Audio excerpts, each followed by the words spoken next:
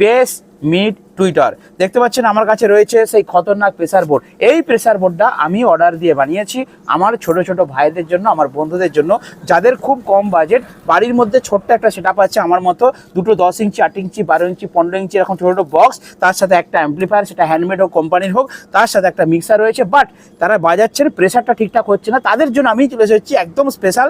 কি বাবা এটা? Pressure board. এটা প্রেসার দিয়ে প্রেসার বাড়বে।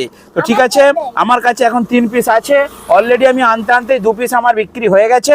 এই 3টে প্রেসার বোর্ড স্টক রয়েছে, আপনারা অর্ডার দিলে আরও আমার তৈরি হচ্ছে।